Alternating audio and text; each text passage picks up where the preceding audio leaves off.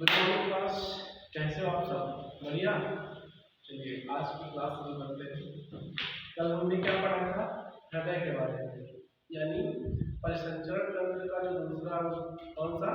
हृदय। क्लियर है? आइए आज तीसरा उसका पार्ट पढ़ते हैं, रुधिर वाहिनियां। ठीक है ना? अब रुधिर वाहिनियां होती क्या है? देखिए, जब शरीर में, हमारे शरीर में क्या होता है, जब हृदय ब्लड को पंप करता है यानी हमारे शरीर में भेजता है, तो वो रुधिर जो है हमारे शरीर में छोटी छोटी मोटी पतली नलिकाएं बनी हुई होती है। क्या होती है? नलिकाएं बनी हुई होती हैं जो रुधिर को पूरे शरीर में फैलाती है, कोशिकाओं तक लेके जाती है, जिन्हें हम क्या कहते हैं? वाहिनियां कहते हैं। देखिए, हमारे शरीर में सिर्फ और सिर्फ दो प्रकार की वाहिनियां होती है। ठीक है ना? कितने प्रकार की? दो प्रकार की, जिसमें एक होता है धमनी और दूसरा होता है शिरा। ठीक है? क्या होता है? धमनी और दूसरा होता है शिरा। देखिए, आप सबसे पहले इसमें से देखते हैं धमनी के बारे में। सबसे पहला धमनी।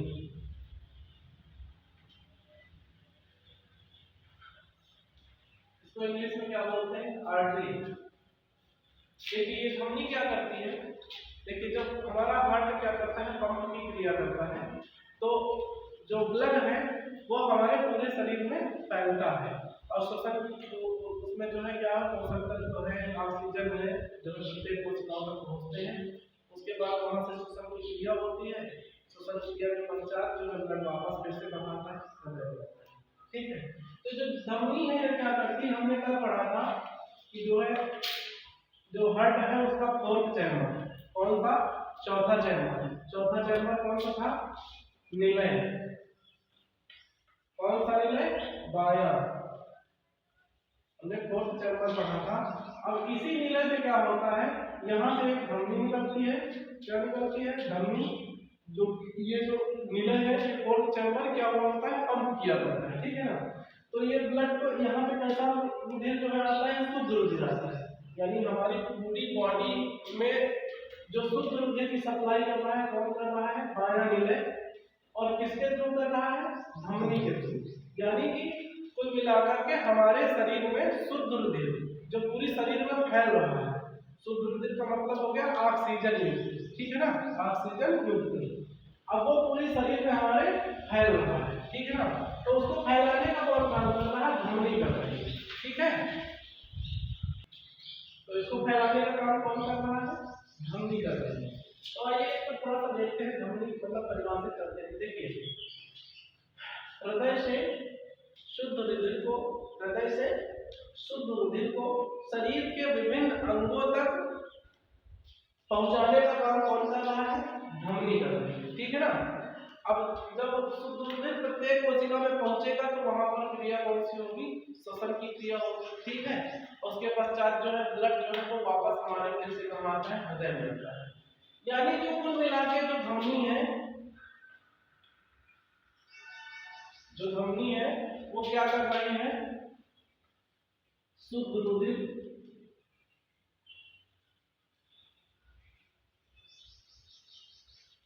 को शरीर के विभिन्न अंगों तक, शरीर के विभिन्न अंगों तक पहुंचाती है। समझ आएगा? यानी हमारा ये जो शरीर है, हमारे शरीर में शरीर की प्रत्येक कोशिका तक जो ब्लड यानी शुद्ध ब्लड है वो पहुंच रहा है। किसके थ्रू पहुंच रहा है? धमनी के थ्रू पहुंच रहा है। ठीक है? अब चलिए आगे देखते हैं। देखिए, हमने धमनी में क्या पढ़ा कि जो शुद्ध रुधिर को शरीर से विभिन्न अंगों तक पहुंचाती है वो धमनी, मतलब उसका काम कौन करता है? धमनी करता है। कुछ इस तरह से इसको परिभाषित कर रहे हैं कि शरीर हृदय से दूर, कहाँ से?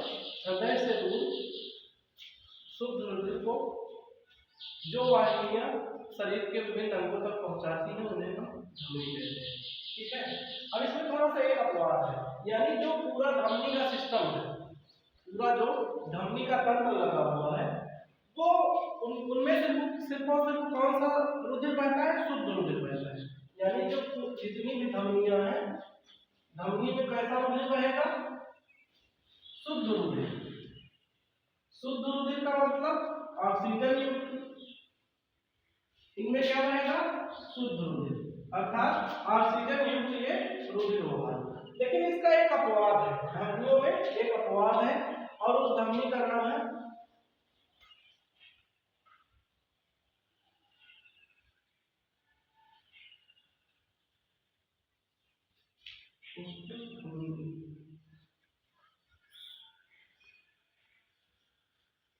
जिसको पल्मोनरी आर्टरी कहते हैं।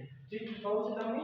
फुफ्फुस धमनी, जिसको पल्मोनरी आर्टरी कहते हैं। देखिए अब ये क्या करती है, इसमें कैसा रक्त बहता है? इसमें अशुद्ध रक्त बहता है। कैसा? अशुद्ध।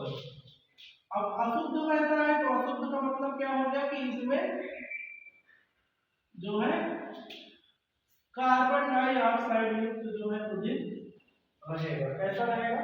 Carbon dioxide. देखिए थोड़ा सा आगे देखते हैं,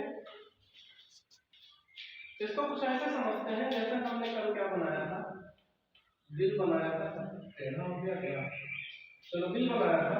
इसमें हमने देखे थे 4 चैम्बर, यानी 4 कक्षाओं का ये बना हुआ था। अब देखिए हमने अभी क्या देखा कि ये जो इसका चौथा चैम्बर है, कौन सा? चौथा है, निलय, यानी निलय का बायां भाग। अभी इस चैम्बर से क्या हो रहा है कि धमनियां निकल रही हैं और ये रुधिर को कहाँ पहुंचा रही है? शरीर के विभिन्न अंगों तक। कहाँ पहुंचा रही है? शरीर के विभिन्न अंगों तक। इसके पश्चात यहाँ से क्रिया होती है और यहाँ ये जो है इनका काम, धमनियों का काम यहाँ से खत्म हो जाता है। यानी कि हृदय से शरीर के विभिन्न अंगों तक धमनियां क्या कर रही है? रुधिर को पहुंचा रही है। ठीक है, इसके पश्चात क्या हो रहा है कि जो है ये रुधिर वापस से आता है कहाँ पर? आलिंग हो जाता है। अब ये कैसा रुधिर है? ये अशुद्ध है। कैसा है? अशुद्ध, यानी ये कार्बन डाइऑक्साइड युक्त है, ये ऑक्सीजन युक्त है। अब यहाँ तक धमनियां काम करती हैं, इसके पश्चात जो शरीर से वापस जो लाने का काम करता है कोई और कर रहा है। ठीक है, ये काम सिवाय करती है, आगे समझिए। अब देखिए यहाँ पर क्या होता है, यहाँ भी ये भी अशुद्ध है, ये आकर के यहाँ पे भी कैसा रुधिर है? अशुद्ध है।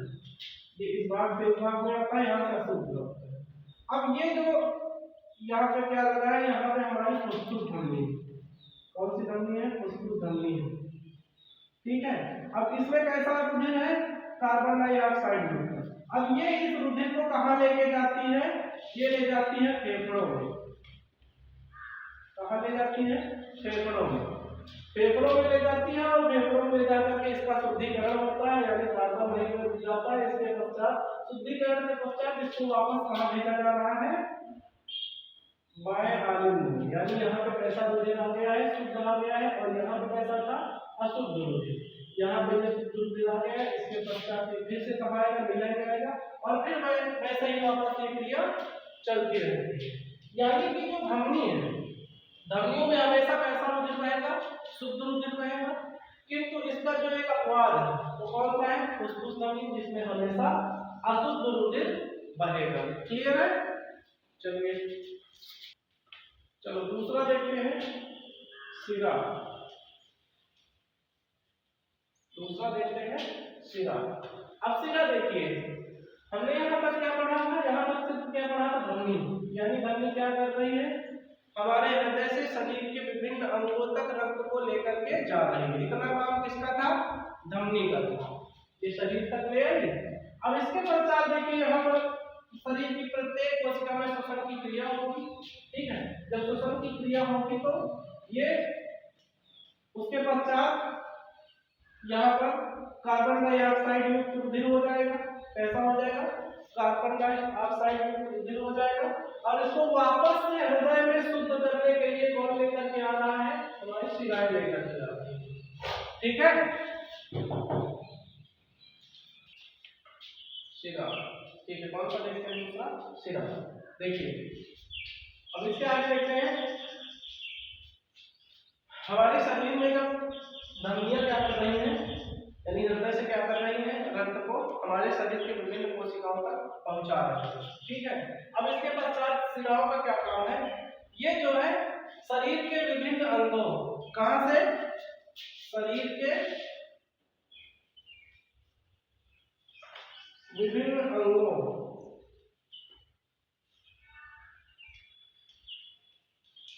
शरीर के विभिन्न अंगों, यानी इसने क्या किया, धमनी ने क्या किया, रुधिर को शरीर के विभिन्न अंगों में फैलाया। अब शिरा क्या कर रही है, शरीर के विभिन्न अंगों एवं ऊतकों से उसी यानी कि रुधिर को क्या कर रही है, वापस से कहां ला रही है, हृदय में। ठीक है ना, शरीर के विभिन्न अंगों एवं ऊतकों से रुधिर को वापस हृदय में लाती है। अर्थात शिराएं हम उन वाहिनियों को कह सकते हैं, शिराएं हम उन वाहिनियों को कह सकते हैं जो शरीर के विभिन्न अंगों से रुधिर को वापस हृदय में लाती हैं। क्लियर है, बढ़िया। चलिए,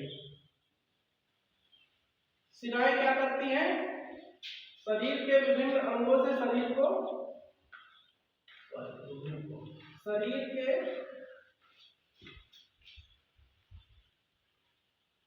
विभिन्न अंगों से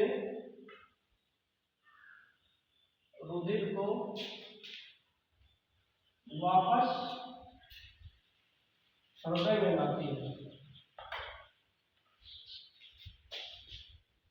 हृदय में लाती है। ठीक है ना, बात समझ में आई कि जो शिराएं हैं ये क्या काम कर रही हैं कि शरीर के विभिन्न अंगों से जो हमारा रुधिर है उसको वापस हृदय में लेकर के आती है। ठीक है ना, अब इसमें जो है ऑक्सीजन कैसा होता है, यानी ये रक्त कैसा होता है, ये अशुद्ध होता है। शिराओं में हमेशा कैसा रक्त बहेगा, अशुद्ध रक्त बहेगा। शिरा में कैसा रक्त बहेगा, अशुद्ध,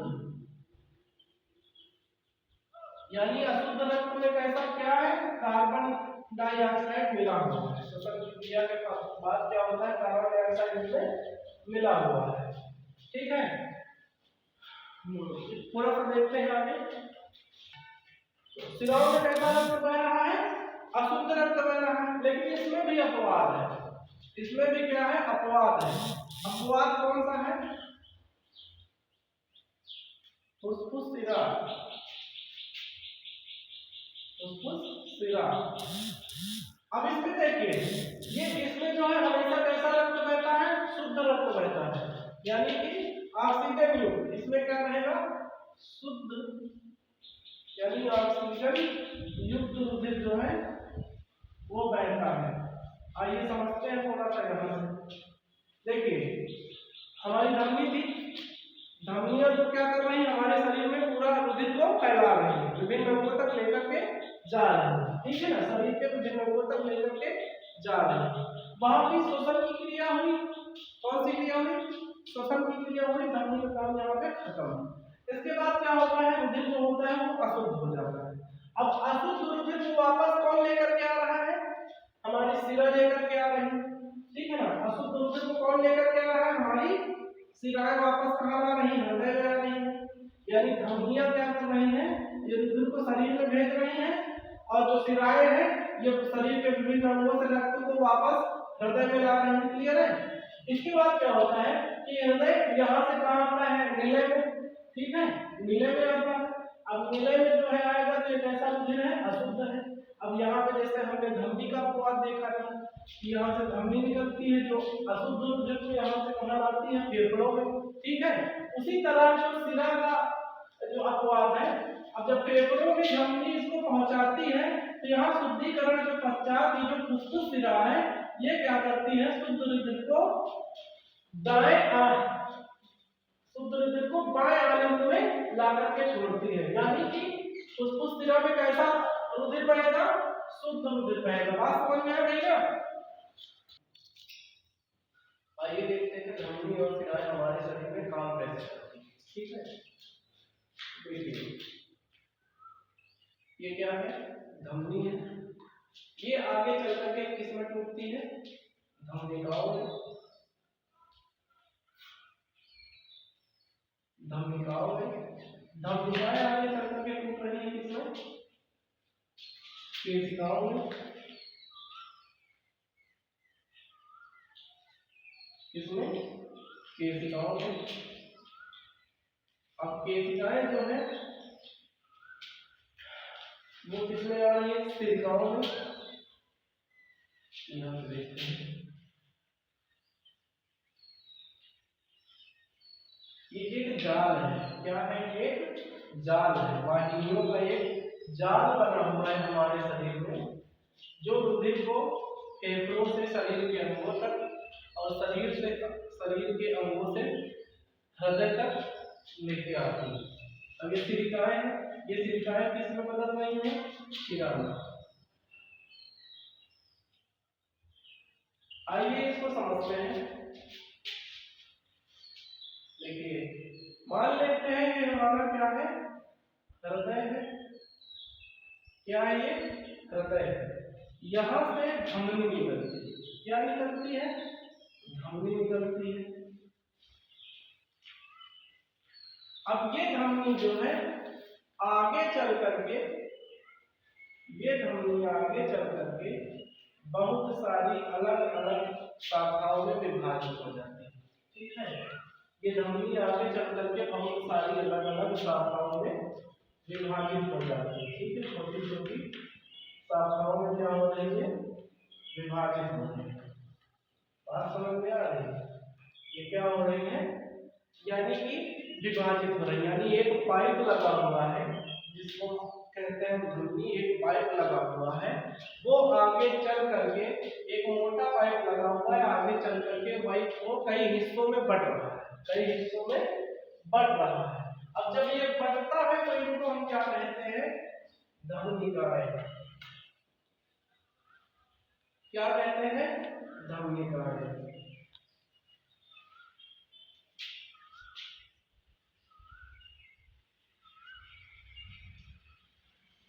धमनिकाएं, देखिए अब ये धमनिकाएं क्या करती है, रुधिर को शरीर के विभिन्न अंगों यानी कोशिकाओं तक पहुंचा देती है, ठीक है, जो इनकी अपेक्षा है उनसे काफी पतली होती है।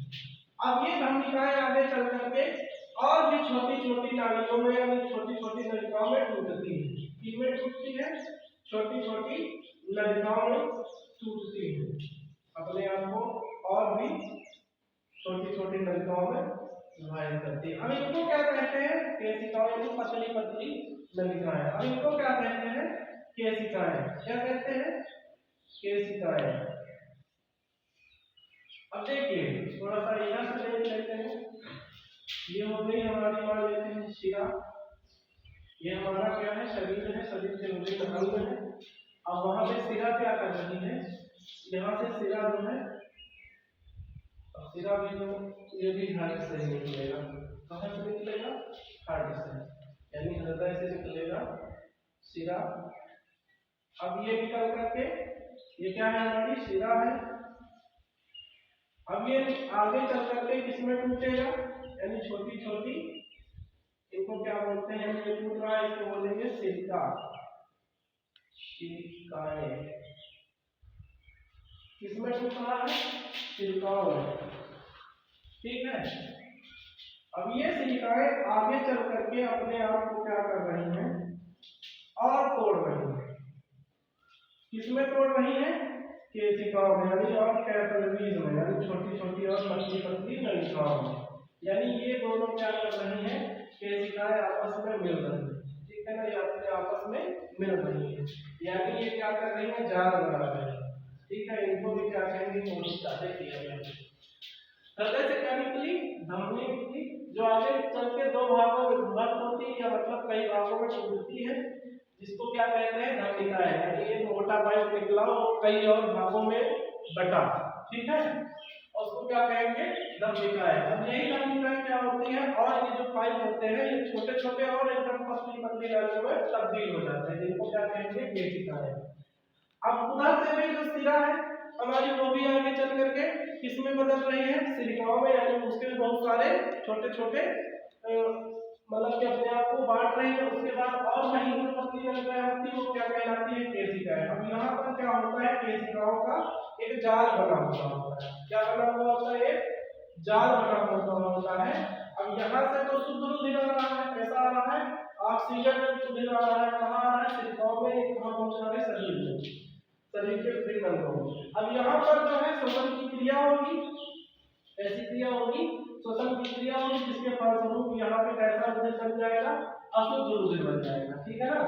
अब अशुद्ध रुधिर किसके थ्रू जो है वो शरीर में वापस होगा, शिराओं से होता हुआ वापस से हृदय में। इस प्रकार हमारे शरीर में वाहिनियों का एक जाल बना हुआ है, यानी नलिकाओं का एक जाल बना हुआ है, जो हमारे शरीर में रुधिर को हृदय से शरीर के विभिन्न अंगों तक और शरीर के विभिन्न अंगों से वापस से हृदय तक लाकर लाती है, ठीक है ना। ये है हमारी रुधिर वाहिनियां।